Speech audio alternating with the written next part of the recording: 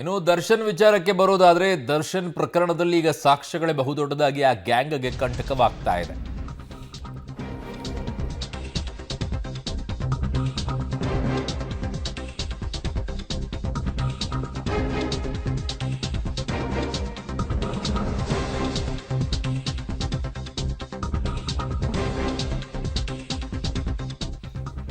ನಟ ದರ್ಶನ್ಗೆ ಈಗ ಸಾಕ್ಷ್ಯಗಳೇ ಕಂಟಕವಾಗ್ತಾ ಇರೋದು. ರೇಣುಕಾಸ್ವಾಮಿಯ ಶವ ವಿಲೇವಾರಿಗೆ ಮಾಸ್ಟರ್ ಪ್ಲಾನ್ ಅನ್ನು ಮಾಡಿಕೊಂಡಿದ್ರು. ಆದರೆ ಎಡವಟ್ಟಿನಿಂದಲೇ ಈಗ ಡಿ ಗ್ಯಾಂಗ್ ತಗಲಾಕೊಂಡಿರೋದು. ಶವ ಬಿಸಾಕುವಾಗ ಮೇಜರ್ ಫೇಲ್ಯೂರ್ ಅನ್ನ ಈಗ ಪೊಲೀಸರು ಪತ್ತೆ ಮಾಡಿದ್ದಾರೆ. ಡಿ ಗ್ಯಾಂಗ್ ಅಂದ್ಕೊಂಡಿದ್ದು ಒಂದಂತೆ ಆಗಿದೆ ಇನ್ನೊಂದು ಅಂತಿದ್ದಾರೆ. ಕಾರಣ ಶವ ಎಲ್ಲೋ ಎಸಿಬೇಕು ಅಂತ ಪ್ಲಾನ್ ಮಾಡಿದ್ರು, ಬಟ್ಟೆ ಇನ್ನೊಂದೆಲ್ಲೋ ಎಸಿಬೇಕು ಅಂತ ಪ್ಲಾನ್ ಮಾಡಿದ್ರು. ಅದೆರಡು ಎಡವಟ್ಟಾಗ್ಬಿಟ್ಟಿದೆ. ರಾಜ ಕಾಲುವೆಗೆ ಶವ ಎಸಿಬೇಕು ಅಂತ ಹೇಳಿದ್ರು, ಆದರೆ ಅಲ್ಲಿ ಬಟ್ಟೆ ಮಾತ್ರ ಎಸ್ದಿದ್ದಾರೆ. ಇನ್ನೊಂದು ಕಡೆಗೆ ರಾಜಕಾಲುವೆ ದಡದಲ್ಲಿ ಮೃತದೇಹವನ್ನು ಎಸೆಗೋಗ್ಬಿಟ್ಟಿದ್ದಾರೆ. ಸೊ ಆಗ್ಬಿಟ್ಟು ಈಗ ಎರಡೂ ಚೇಂಜ್ ಆಗಿರೋದು. ದಡದಲ್ಲಿ ಬಟ್ಟೆ ಎಸೆದು ಅದಾದ ನಂತರ ರಾಜಕಾಲುವೆಯಲ್ಲಿ ಮೃತದೇಹವನ್ನು ಎಸಿಬೇಕು ಅಂತ ಪ್ಲ್ಯಾನ್ ಮಾಡಿದರು. ಉಲ್ಟಾ ಆಗೋಗ್ಬಿಟ್ಟಿದೆ. ದಡದಲ್ಲಿ ಮೃತದೇಹವನ್ನು ಎಸೆದು ಬಟ್ಟೆಯನ್ನೆಲ್ಲ ರಾಜಕಾಲುವೆಗೆ ಎಸ್ತಿದ್ದಾರೆ. ಹಾಗಾಗಿ ಬಟ್ಟೆ ಇನ್ನೂವರೆಗೂ ಕೂಡ ಸಿಕ್ಕಿಲ್ಲ.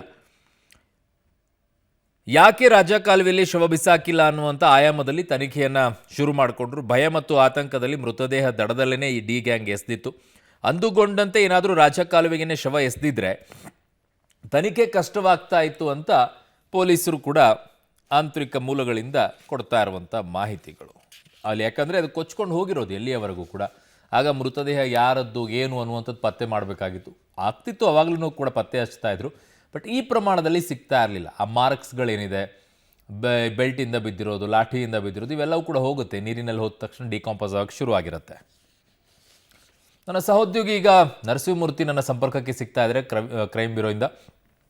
ನರಸಿಂಹಮೂರ್ತಿ, ಯಾವ ರೀತಿಯಾಗಿ ಈ ಮಾಹಿತಿಗಳು ಆಚೆ ಬರೋಕ್ಕೆ ಶುರುವಾಗಿದೆ ಮತ್ತು ಇದೇನಾದರೂ ಬೆಳವಣಿಗೆ ಆಗಿದ್ದಿದ್ರೆ, ರಾಜಕಾಲುವೆಯಲ್ಲಿ ಮೃತದೇಹವನ್ನು ಎಸಗಿ ಬಟ್ಟೆಯನ್ನು ಮೇಲೇನಾದರೂ ಎಸ್ತಿದ್ದಿದ್ರೆ ಇಷ್ಟೊಂದು ಸುಲಭವಾಗಿ ಇವ್ರನ್ನೆಲ್ಲ ಪತ್ತೆ ಹಚ್ಚಕ್ಕೆ ಸುಲಭವಾಗ್ತಾ ಇತ್ತಾ? ದೇಹದ ಮೇಲೆ ಇರುವಂತಹ ಬೆಲ್ಟಿನ ಮಾರ್ಕು, ಲಾಠಿ ಏಟು, ಇವೆಲ್ಲ ಗಾಯಗಳು ಕಂಡುಹಿಡಿಯಕ್ಕೆ ಸ್ವಲ್ಪ ಕಷ್ಟ ಆಗ್ತಿತ್ತು ಅನ್ಸುತ್ತೆ ಅಲ್ವಾ? ನಿಜ ಅರುಣ್, ಯಾಕಂತ ಹೇಳಿದ್ರೆ ಈ ಹಿಂದೆ ಪೊಲೀಸರು ಸಾಕಷ್ಟು ಕೇಸ್ಗಳನ್ನು ನೋಡಿದ್ದಾರೆ. ಎಲ್ಲಿ ಈ ಸುಮ್ಮನಹಳ್ಳಿ ರಾಜಕಾಲುವೆ ಏನಿದೆ, ಋಷಭಾವತಿ ನದಿ ಏನಿದೆ, ಆ ರಾಜಕಾಲುವೆಗೆ ಸಾಕಷ್ಟು ಶವಗಳನ್ನು ಎಸೆಯಲಾಗಿದೆ. ಅದ್ರ ಜೊತೆಗೆ ಆಕಸ್ಮಿಕವಾಗಿ ಬಿದ್ದಂಥವರಿದ್ದಾರೆ, ಮಳೆ ನೀರಿನಲ್ಲಿ ಕೊಚ್ಕೊಂಡು ಹೋದಂಥವರಿದ್ದಾರೆ. ಅಂಥವ್ರನ್ನ ಅಷ್ಟು ಸುಲಭವಾಗಿ ಪತ್ತೆ ಮಾಡೋದಕ್ಕೆ ಸಾಧ್ಯವಾಗೋದಿಲ್ಲ. ಕಾರಣ ಅದು 16 ಕಿಲೋಮೀಟರ್ಗಳ ದೂರ ಎಳೆದೊಯ್ದಿರುತ್ತೆ. ಅಲ್ಲಿ ಬೈರ್ಮಂಗ್ಲ ಕೆರೆ ಇದೆ ಬಿಡದಿ ಬಳಿ, ಅಲ್ಲೂ ಕೆಲವೊಮ್ಮೆ ಹುಡುಕಾಟವನ್ನು ನಡೆಸಿದಂತಹ ಸಂದರ್ಭದಲ್ಲಿ ಸಿಕ್ಕಿರೋದಿಲ್ಲ.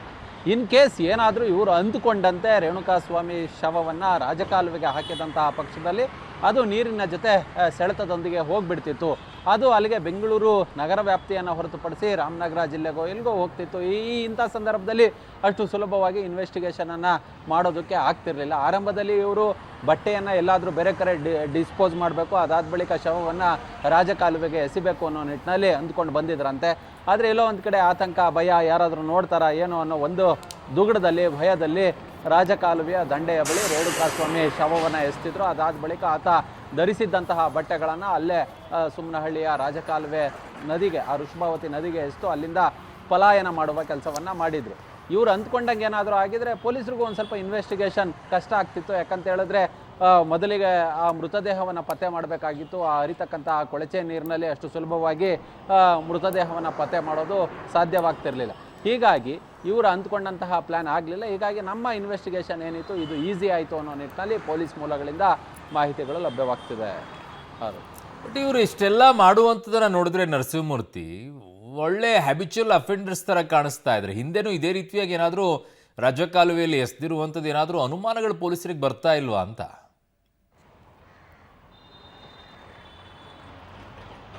ಅರುಣ್ಣ, ಈಗ ಸದ್ಯಕ್ಕೆ ರೇಣುಕಾಸ್ವಾಮಿ ಕೊಲೆ ಪ್ರಕರಣದಲ್ಲಿ ಅರೆಸ್ಟ್ ಆದಂಥವರು ಯಾರೂ ಕೂಡ ಈ ಹಿಂದೆ ಅವರ ಮೇಲೆ ಯಾವುದೇ ಕೇಸ್ಗಳಿಲ್ಲ. ಈ ಹಿಂದೆ ಯಾವುದೇ ಕೊಲೆ ಆಗಲಿ, ಡಕಾಯಿತಿ, ಕೊಲೆ ಯತ್ನ, ಈ ತರಹದ ಯಾವುದೇ ಪ್ರಕರಣಗಳಲ್ಲಿ ಭಾಗಿಯಾಗಿರಲಿಲ್ಲ.